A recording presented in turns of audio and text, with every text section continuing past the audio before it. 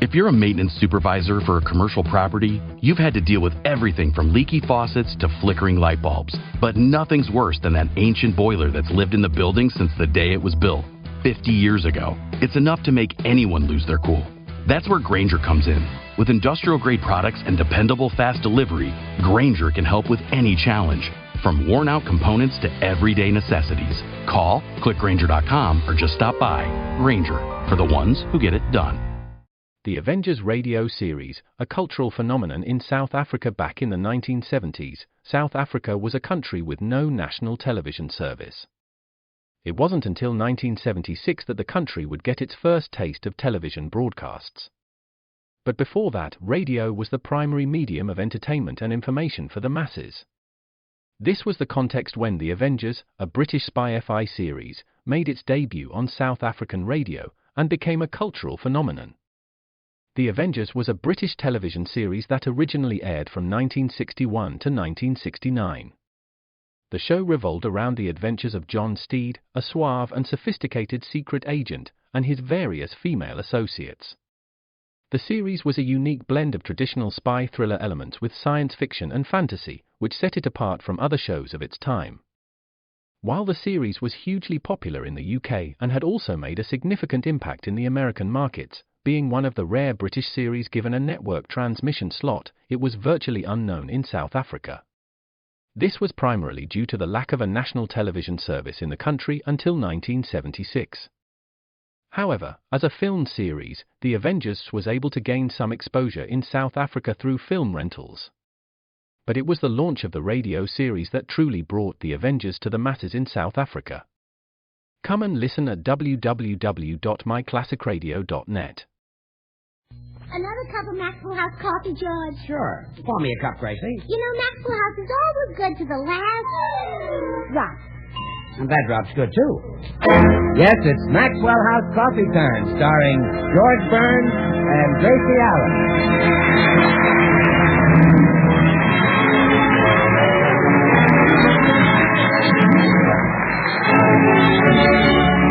With yours truly, Bill Goodwin.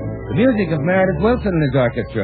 Mel Blanc, Verna Felton, Elvia Orman, Margaret Brayton, and the ladies of the Beverly Hills Uplift Society. For your Thursday night comedy enjoyment, it's George and Gracie. And for your everyday coffee drinking enjoyment, it's Maxwell House. The coffee that's always good to the last drop.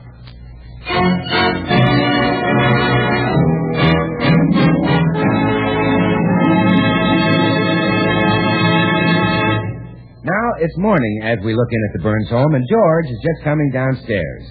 A happy, carefree husband coming down to have breakfast with his wife. As he reaches the foot of the stairs, music bursts from his lips. Ain't misbehaving all by myself. Music bursts from his lips. Ain't misbehaving. I'm happy on the sofa. Well, that's as close as we can get. He calls gaily to his wife. Oh, Gracie, your big kissable daddy is up. Here's volcano lips. Isn't that disgusting? But pity him, ladies and gentlemen, for a terrible fate awaits him. Little does he know that meeting in the den is that bane of his existence, Gracie's Club, the Beverly Hills Uplift Society. So innocently he searches for his wife. He looks in the kitchen. Googie? No response. He looks in the dining room. Hey, Googie. No response. Now he walks to the den door. No, George, don't open it. No. They can't be in there. I sprayed that den only yesterday. He stands for a moment frozen with horror. Then fright gives way to anger. He calls upon his manhood. Again, no response. Then the door opens and Gracie comes out. Oh, George. It was you who looked in the door. Yes. Oh, Blanche Morton certainly needs glasses. She was facing the door and she said, Gracie, when did you get it, Airedale? Wish I were an Airedale. I'd run that bunch of old cats up the nearest street. Oh, cats. Why, George, in that room sits the cream of America's womanhood. true, a couple of them have gone to butter. Gracie, I told you repeatedly I will not allow those women on my premises. Now, who's the owner of this house? You are. And who's the boss around here? You are. Then who's leaving right now? You are. Me? Well, George, you can't break up a meeting of government agents. Government agents? Those fugitive from a dark belfry? Don't make me laugh. Well, it's true. You see, President Truman has asked all the merchants to cut their prices. That's to fight inflation.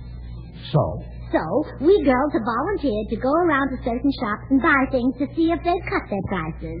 Where the OSSHD. I know I'm a fool.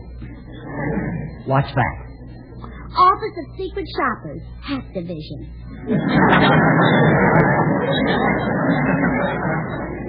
Real patriotic, you girls.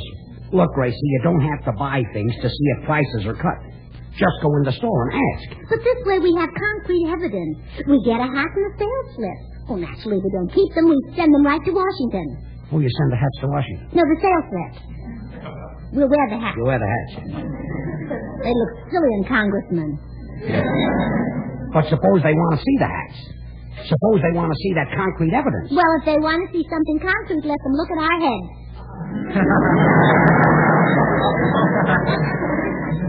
You've got a point there. So are the other girls. By the way, who's going to pay for all this? Well, the government, of course. We sent a telegram to Washington asking Congress to appropriate $100 million for us. $100 million? Yes. Why, you would only need $70 or $80. Well, I know that, dear. But I also know our government. If they can't give it away $100 million at a chunk, they won't fool with us.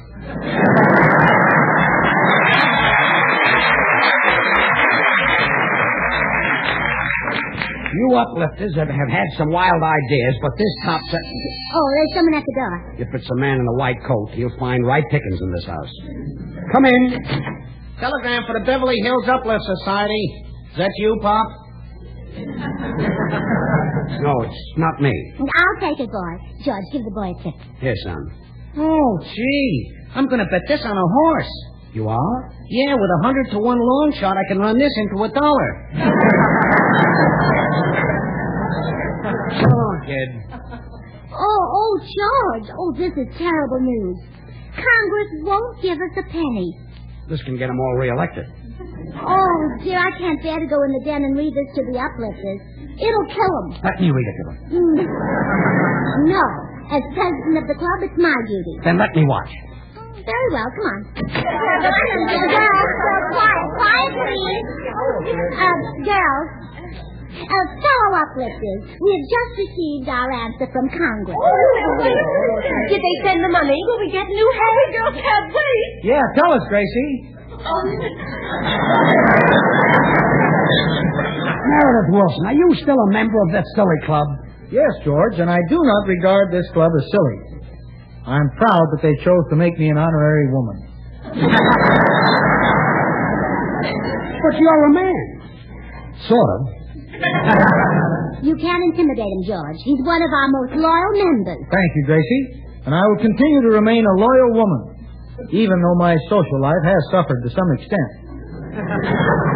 How has your social life suffered? Well, so far the only man who's been willing to dance with me is Arthur Murray. I'll be glad to do the mazurka with you, Meredith. Oh, George, stop interrupting. We must get on with this meeting. Girls, I'm sorry to announce that Congress has refused to vote us an appropriation. Oh, that's awful. I think that's unfair. Me too. The Navy got a big appropriation to build ships. Yes. They spend millions on those old battle wagons, but not a penny on us. Some battle wagons cost more than others. George, please. Girls, I think you'll agree with me that Congress has acted unwisely in this matter. They certainly have. Of course, we can't expect Congress to be too intelligent. We must remember it's made up of men. And wherever you find men, you'll find petty jealousies, bickerings, and general confusion.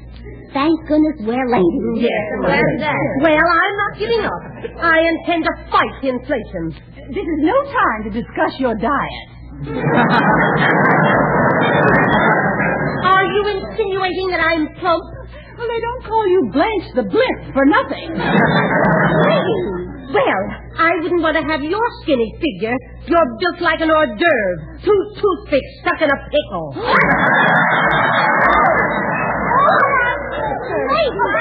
I agree with Blanche. It'd take a bustle to give Clara curves. Oh, well, you ought to know, dearie. You wore one when you were young.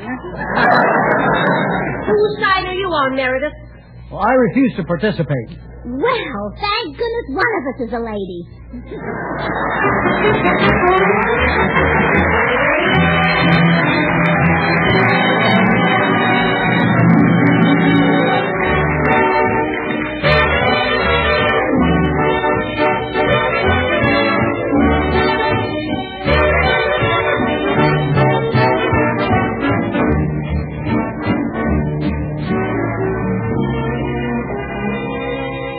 Casey Jones.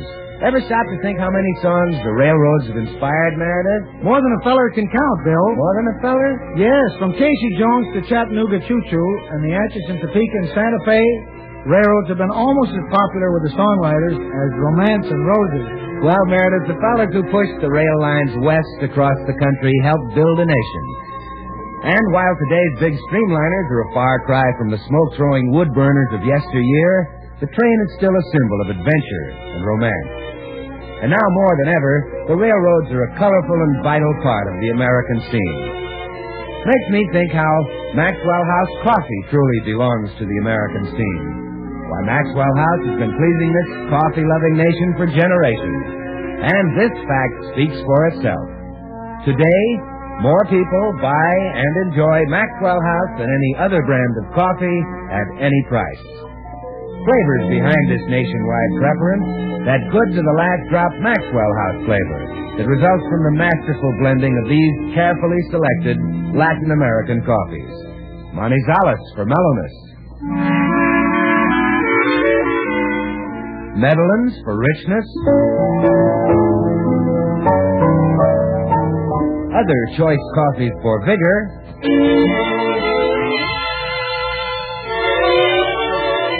And Bucaramangas for full body.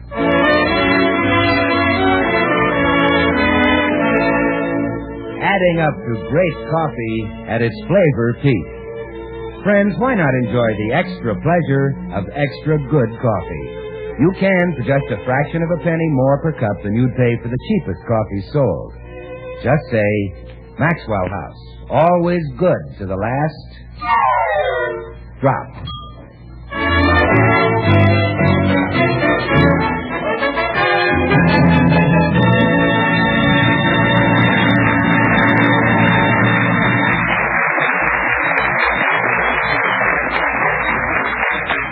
Gracie, the government refused to give you dames any money to buy new hats, so you might as well break up your club meeting. Oh, no. The Beverly Hills Uplift Society doesn't give up so easily. How about it, girls?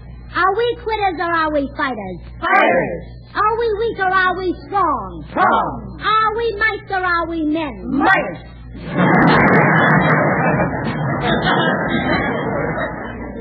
They're mice? Well, I didn't give them much of a choice that time. What you mean? We'll show those congressmen they can't shove us women around. Yes, they're forgetting about women's suffrage. That's right. We're all married, and married women go through plenty of suffrage. Gracie, I mean... All those in favor of sending a stern letter of protest to the government of the United States say aye. Aye. All opposed say no. No. George, you can only vote if you join our club. I take back the vote. Who can do shorthand and typing? One of you girls must have been a secretary at one time. Not me. Not me. Me either. I was. You, Meredith? Yes, I was secretary to a Mrs. Perkins, a businesswoman back in Mason City. However, her husband forced her to discharge me because I was too attractive. Well, Meredith, here's a pencil. Take this letter. Ready, Chief. United States government, United States dear government. How about my Jolin government? Dear government? Yes. Now read that back, Meredith. Oh, United States government. United States, dear government. Guess that's telling them. Pour it on them, Gracie. Bear down, kid. Make them know it. You bet I will. Now here we go, Meredith. Dear government, yours is the 22nd inch receiving contents sneered at. Contents sneered at. Period. Got it, Chief. Got it. How dare you refuse us an appropriation? Question mark. Why, you politicians give away so much money that Congress ought to change its name to Truth or Consequences. Oh, brother. All those in favor say aye. Aye. All opposed say no. Fool with us, will they? Next paragraph, Meredith. Ready, Chief. He's ready, Chief. Look at the way you spend the taxpayers' money, period. Why do you need a Secretary of War and a Secretary of Navy? Question mark. Let the soldiers and sailors do their own typing.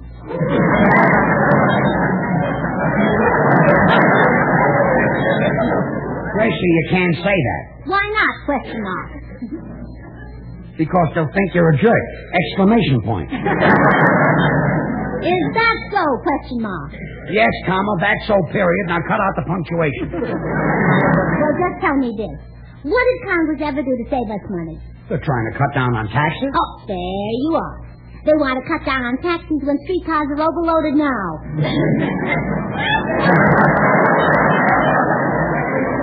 That's what you heard me say. All in favor say aye. All opposed say no.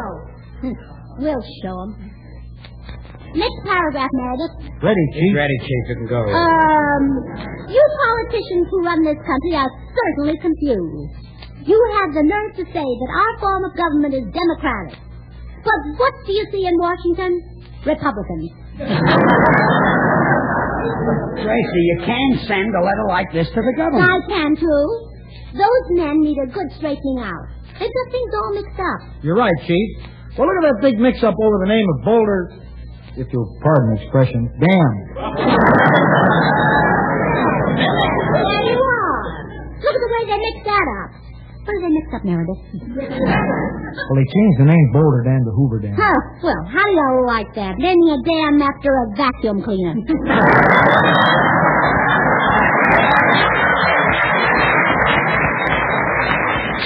They changed the name from Boulder Dam to Hoover Dam to honor Herbert Hoover. They wanted the dam to have his name. Oh, so they did it the hard way and changed the name of a great big dam. Why couldn't they have done it the simple way? Like what? Changing his name to Herbert Boulder. Well, that would never enter my mind. I couldn't... All in favor say aye.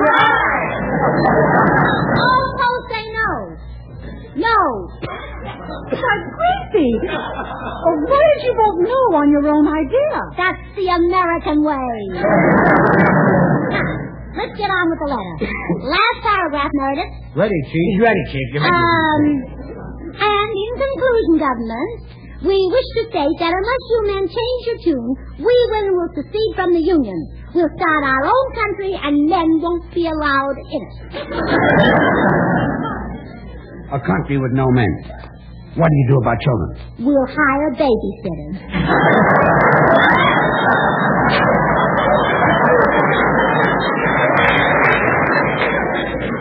And I haven't had breakfast. All this on an empty stomach. Well, I'm going to the office. Goodbye, Gracie. Goodbye, dear. Well, aren't you going to say anything to the girls? I'd better not. Their husbands are bigger than I am. Oh, wait, George. You can mail our letter to the government. Oh, yeah, let me have that thing. I'll take care of it. Now, don't leave it in your pocket. You know what to do with it. That I do. Gracie, I just had a terrible thought. What, Clara? Even if the government sends us that money to buy hats, it'll be too late now. Why? All the big hats will be snapped up. Oh, wait, girls. I know another way to get the money. And we mustn't be too proud to take it. Remember, fishermen get money from the lowly shrimp. Farmers get money from the common cabbage. Trappers get money from the ordinary skunk. And we'll get money from our husbands.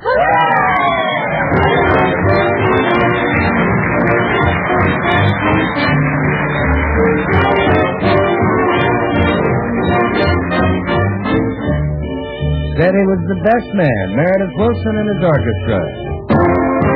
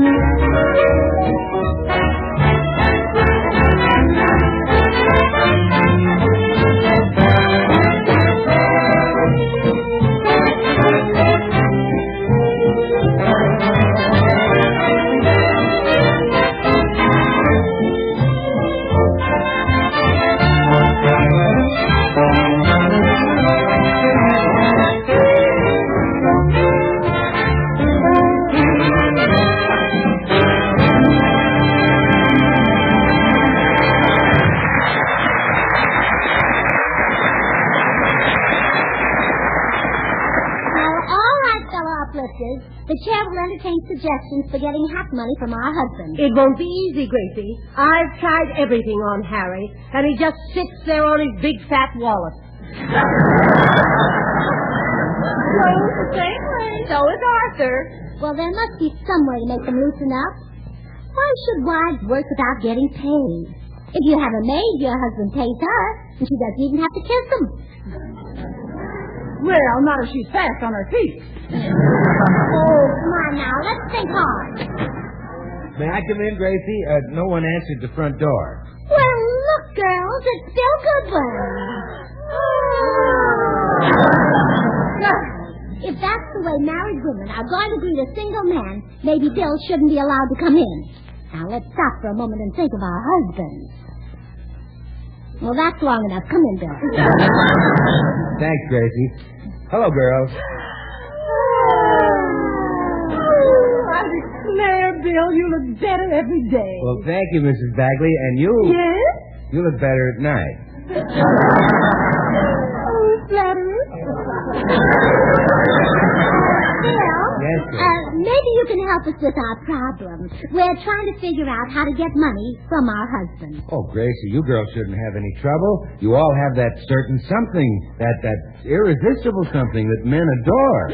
You mean we have oomph? No, you have Maxwell House coffee. Say, there's nothing like a cup of Maxwell House to put a man in good humor. It's so wonderfully satisfying, so rich, delicious, and mellow. You mean our husbands would pay us for Maxwell House? Oh, sure, men love that famous Maxwell House flavor. That flavor, you know, is the result of careful selection and blending of distinctive Latin American coffees, radiant roasted to perfection. Well, girls, maybe Bill's got something there. My husband's crazy about Maxwell House. So is my husband. My husband loved it, too. So did my husband. There are moments when I feel left out of things.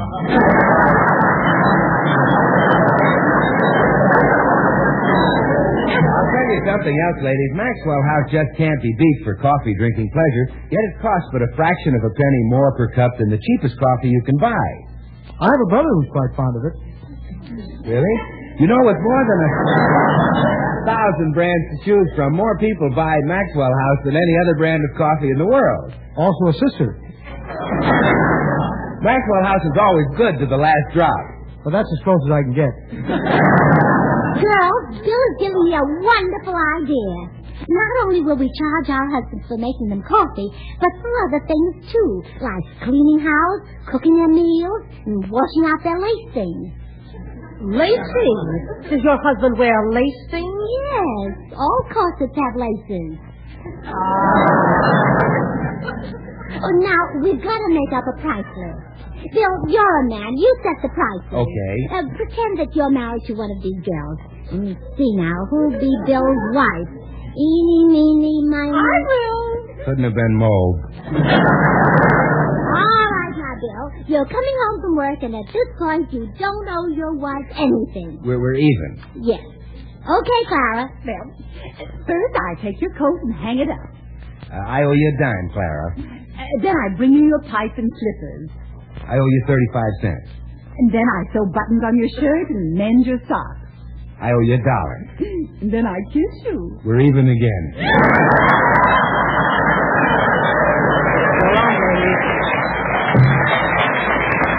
Oh, girls, don't mind Bill. This idea's a gold mine. Disperse to your homes and get busy. But, Gracie, what will we charge? Ooh, whatever the traffic will bear. Now get going.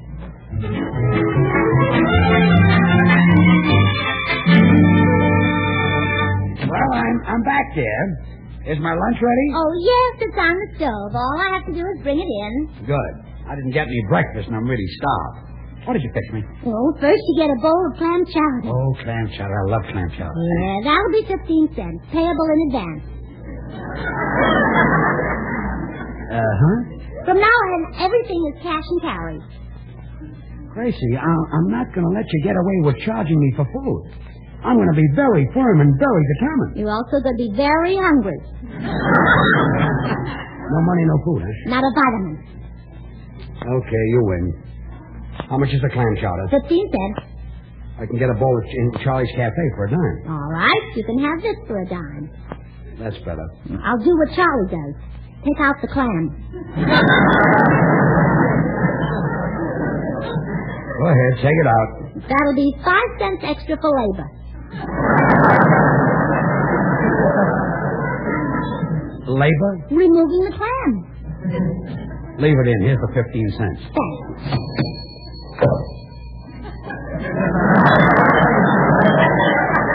For Pete's sake, you got a cash register? I'm keeping this on a business basis. And now, after the clam chowder, you get a blue plate. That'll be 75 cents. Here you are. What's on the blue plate? Oh, if you want food on it, that'll be another $1. Now, see here. No dollar, no food. If I wasn't starved, I'd walk out of here. Here's the buck. By the way, dear, you telephoned from the office and said you'd be here for lunch. Sure. I always do. That'll be another 50 cents. For what? Making a reservation. Okay, I'm hooked. Now bring me my lunch. I haven't eaten all day. Yes, dear. Sit right down at the table. You do want to sit down, don't you? Of course. That'll be a quarter. A quarter? Parking fee. Take it. Now bring me some food. I'm hungry. Oh, before I bring the food, have you heard the joke about the 3 holes in the ground? No. Well.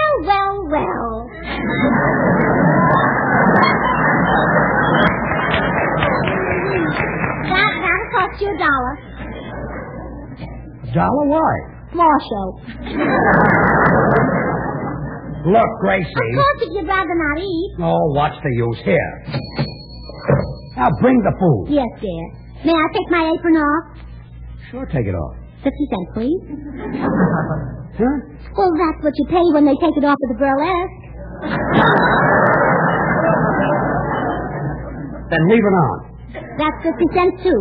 For what? Cover charge. Here, now let me eat.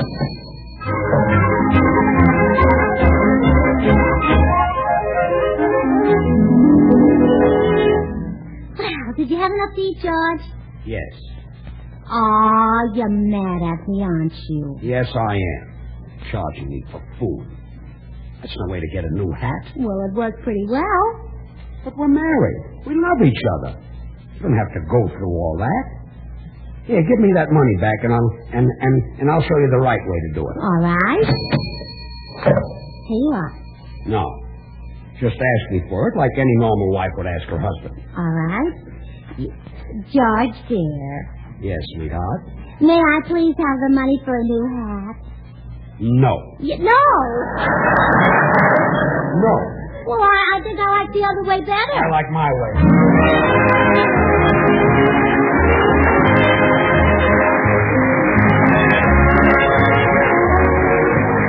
Join us again Thursday when we'll all be back. George Burns, Gracie Allen, Meredith Wilson and his orchestra, yours truly, Bill Goodwin. The George Burns and Gracie Allen Show is written by Paul Henning and Keith Fowler. Till next Thursday, good night and good luck from the makers of Maxwell House, America's #1 preferred brand of coffee. Always good to the last drop. We're a little late, folks. Good night.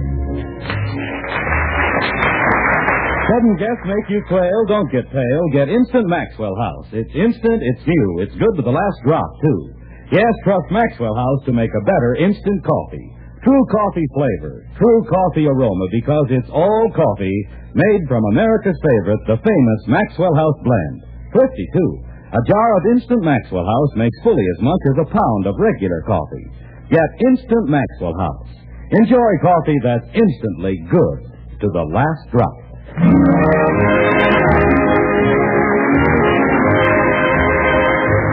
This is NBC, the National Broadcasting Company.